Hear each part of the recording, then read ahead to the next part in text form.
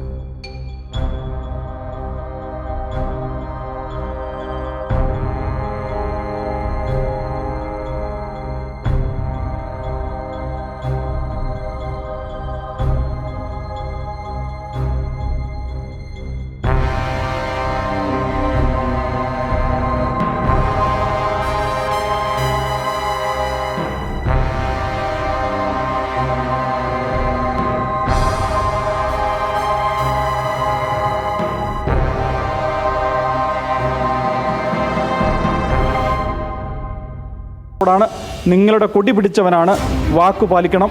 Mahesh John Mathew, big TV, Thiruvananthapuram. Taxi ഡ്രൈവറെ സഹായിച്ചാൽ അത് പ്രോസിക്യൂഷനിൽ തിരിച്ചടിയാകുമോ? ആ ഒരു ആശങ്ക ഉറപ്പായും CPIM-ന് ഉണ്ടാകും. അതല്ലാതെ പറഞ്ഞു പറ്റിച്ചതാണെന്ന് തോന്നുന്നില്ല. എന്തായാലും നമുക്ക് അതിന്റെ കൂടുതൽ വിവരങ്ങളിലേക്ക് പോകണം. ടാക്സി ഡ്രൈവറെ എന്തുകൊണ്ട് സഹായിച്ചില്ല? മഹേഷ് ജോൺ മാത്യു നമുക്കൊപ്പം. മഹേഷ് ജോൺ മാത്യു, ഇപ്പോൾ സഹായിച്ചു കഴിഞ്ഞിട്ടുണ്ടെങ്കിൽ പ്രത്യക്ഷത്തിൽ അത് കോടതിയിൽ നിൽക്കുന്ന കേസാണ്. അത് CPIM-ന് തന്നെ തിരിച്ചടിയാകും, പ്രത്യേകിച്ചും ED ഇത്രയും കടുപ്പിച്ചു നിൽക്കുന്ന സാഹചര്യത്തിൽ.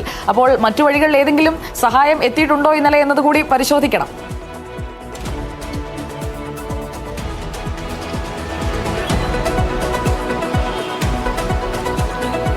സുജിയ, നിലവിലെ സാഹചര്യത്തിൽ നമുക്ക് മനസ്സിലാക്കാനാവുന്ന ഒരു കാര്യമെന്ന് പറയുന്നത് CPIM യാതൊരു കാരണവശാലും സഹായിക്കില്ല എന്നുള്ളതാണ്. അതിൽ പ്രധാനം ഇപ്പറയുന്ന പ്രോസിക്യൂഷനുമായി ബന്ധപ്പെട്ട പ്രശ്നങ്ങളാണ്.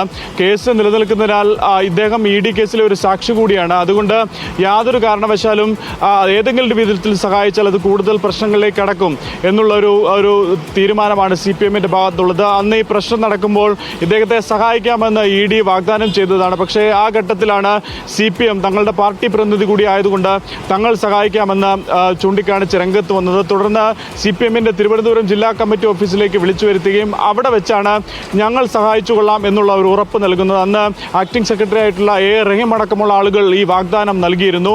അതിന് പിന്നാലെ ഈ ഒരു 1.5 മാസം പിന്നിടുമ്പോഴും യാതൊരു രീതിയിലുള്ള സഹായങ്ങളും ഉണ്ടായില്ല. അവർ വിളിക്കുക പോലും ചെയ്തില്ല എന്നുള്ളതാണ് ശ്യാം ഇന്നലെ നമ്മളോട് വ്യക്തമാക്കിയ കാര്യം.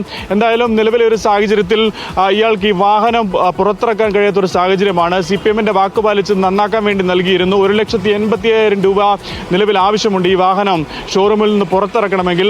അപ്പോൾ അതിനുള്ള യാതൊരു സാഹചര്യവും ഇപ്പോഴില്ല. ഏകദേശം 5ഓളം CC അടവുകൾ പെൻഡിങ്ങിലാണ്. 22,000 രൂപയാണ് മാസം അടയ്ക്കേണ്ടത്. അത്തരത്തിൽ ഈ വണ്ടി ഈ CC കാർ പിടിച്ചുകൊണ്ട് പോകുന്ന ഒരു സാഹചര്യം കൂടിയാണ്. അങ്ങനെ യാതൊരു നിവൃത്തിയും ഇല്ലാത്തൊരു അവസ്ഥയിലാണ് ഇപ്പോൾ. നന്നാക്കണം, വാഹനം ഒന്ന് വാടകയ്ക്ക് കൊടുത്തു, അങ്ങനെ വാഹനം കൊണ്ടുപോയി, അത് മാത്രമാണ് അവിടെ സംഭവിച്ചത്. പക്ഷേ കേസ് നിൽക്കുമ്പോൾ ആകെ പെട്ട് നിൽക്കുകയാണ് എന്ന് വേണം മനസ്സിലാക്കാൻ. Thank you. മഹേഷ് ജോൺ മാത്യു ആണ് വിവരങ്ങൾ നൽകിയത്. കോടതിയിൽ കേസ് നിൽക്കുമ്പോൾ ഓരോ കാര്യവും തിരിച്ചടിയാകാതിരിക്കാനും കൂടി നോക്കണമല്ലോ. പാർട്ടി അങ്ങനെയുള്ള ഒരു മുൻകൂർ ജാമ്യം എടുക്കുന്ന രീതിയിൽ തന്നെ ഈ വിഷയത്തിൽ ഇടപെട്ടതാണ്. പാർട്ടിയെ തന്നെ പ്രതിക്കൂട്ടിലാക്കുന്ന രീതിയിലാണ് ED 300 പേർ ഉണ്ട് എന്ന് പറഞ്ഞുകൊണ്ടുള്ള പരാതിയാണ് കൊടുത്തിരിക്കുന്നത്. അപ്പോൾ അതിൽ ഇന്നിപ്പോൾ ജാമ്യം എടുക്കാൻ പോവുകയാണ് IPB-നും അടക്കമുള്ള ആളുകൾ. അങ്ങനെ കേസ് മുന്നോട്ട് പോവുകയാണ്. എന്തായാലും ആ പ്രവർത്തകന്റെ വാഹനം ഒന്ന് നന്നാക്കി കൊടുക്കാൻ പാർട്ടി തലത്തിൽ അല്ലെങ്കിൽ അല്ലാത്ത രീതിയിലൊക്കെ ചെയ്യാൻ അറിയാമല്ലോ. അങ്ങനെയൊക്കെ ഒന്ന് ചെയ്തു കൊടുക്കണം, അയാളെ ഒന്ന് സഹായിക്കണം എന്നുള്ളതാണ് ഈ ഘട്ടത്തിൽ നമുക്ക് പറയാനുള്ളത്.